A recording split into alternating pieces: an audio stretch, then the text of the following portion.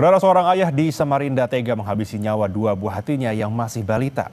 Untuk dua korbannya, yaitu anaknya sendiri, umur 5 dan umur 2. Dan satu lagi yang dianiaya itu mungkinan dari neneknya dari pelaku. Halo semuanya, kembali lagi di Shelter Tale.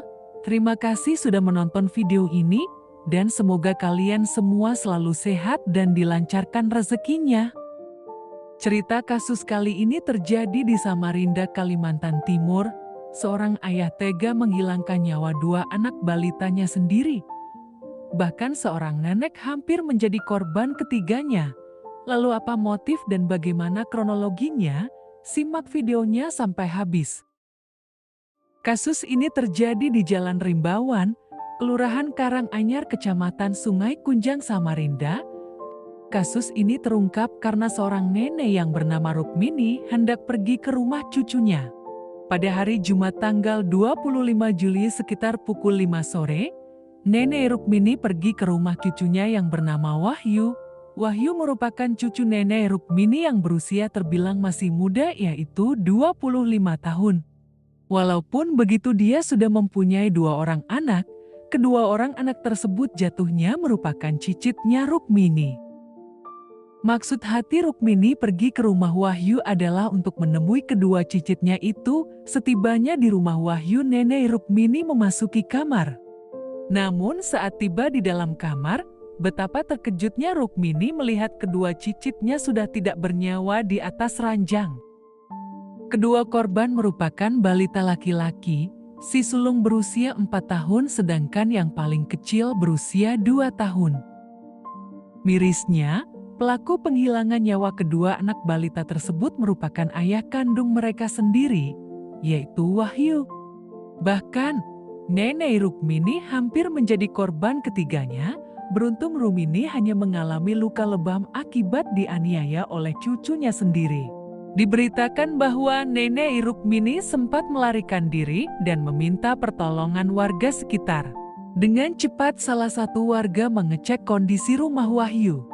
Dan ketika dicek, ditemukan dua anak laki-laki sudah dalam keadaan tak bernyawa. Warga segera melapor ke Kapolsek Kunjang, Samarinda. Tak lama setelah kejadian, pelaku yaitu Wahyu langsung diamankan oleh pihak kepolisian. Namun, pihak kepolisian tidak bisa langsung melakukan proses penyidikan terhadap Wahyu karena kondisi psikisnya yang belum stabil. Kronologi kejadian peristiwa mengenaskan ini berawal dari istri Wahyu yang bernama Mita Krisdayanti pergi untuk bekerja pada pukul 12 siang. Dan di rumah hanya ada Wahyu dan kedua anak balitanya. Sejak awal Wahyu memang sudah berniat untuk menghabisi nyawa kedua anaknya itu. Karena pada pukul 3 sorenya, Wahyu berencana menenggelamkan kedua anaknya itu di dalam kolam belakang rumahnya. Namun karena takut ketahuan oleh warga, Wahyu mengurungkan niatnya dan mencoba memikirkan cara yang lain. Kemudian pada pukul 4 sore, kejadian naas itu pun terjadi.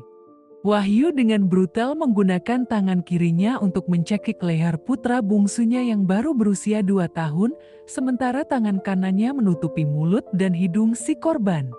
Wahyu mencekik anaknya sendiri selama 5 menit, dan kejadian itu dilakukan Wahyu di ruang tamu rumahnya.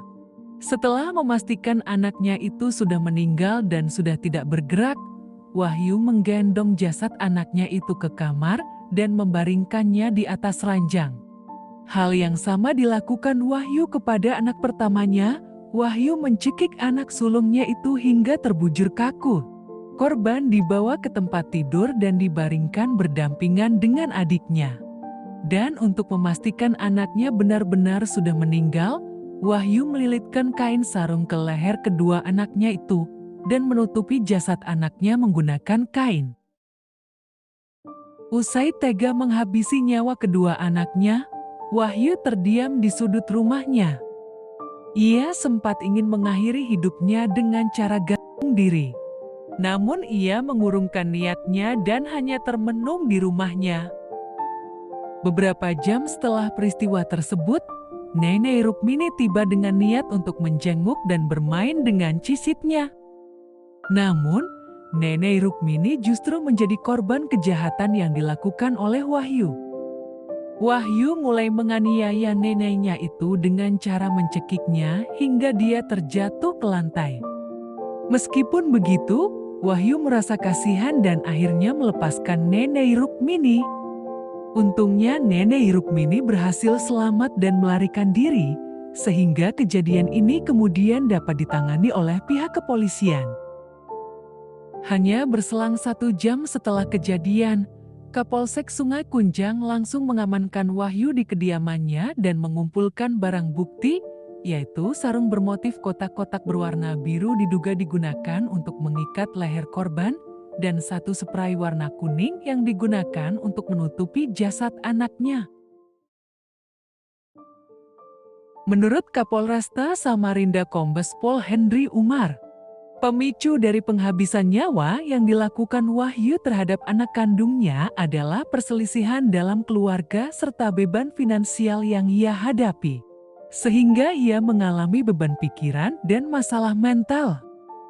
Sejak bulan Mei tahun 2025, diketahui bahwa Wahyu telah berhenti dari pekerjaannya karena masalah kesehatan yang memburuk. Akibat situasi tersebut, Wahyu telah menganggur selama 2 bulan yang menyebabkan dirinya mengalami stres dan tidak bersosialisasi dengan warga. Wahyu hanya mengurung diri di dalam rumah. Karena sudah tidak bekerja, hal ini membuat Wahyu tertekan secara ekonomi. Selain itu, Wahyu menyatakan bahwa ia sering berselisih dengan istrinya karena dianggap tidak mampu lagi memberikan nafkah untuk keluarga. Puncaknya, Wahyu merasa terluka oleh perkataan sang istri yang meminta bercerai. Namun, istri Wahyu yang bernama Mita membantah pernyataan Wahyu. Ia mengaku tidak ada masalah yang berarti dalam rumah tangganya. Bahkan Mita tidak pernah meminta cerai kepada Wahyu. Apa kejadian ini nih karena ada permintaan Mbak untuk meminta cerai itu, Mbak? Saya nggak pernah minta cerai sama sekali, Kak.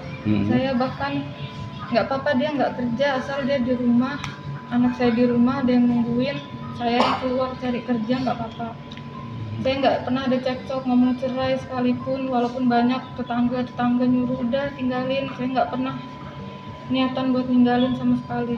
Nggak pernah juga saya cekcok, saya tinggal tuh semuanya nggak apa-apa, saya masak, saya mandiin, saya tinggalin dia makanan, anak saya makan. Saya nggak ada, sama sekali saya nggak ada marah atau apapun itu nggak ada. Akibat perbuatannya, Wahyu terancam hukuman maksimal penjara seumur hidup atau dijatuhi pidana penjara paling lama 20 tahun. Demikian kisah kasus kali ini, sampai jumpa di kisah selanjutnya.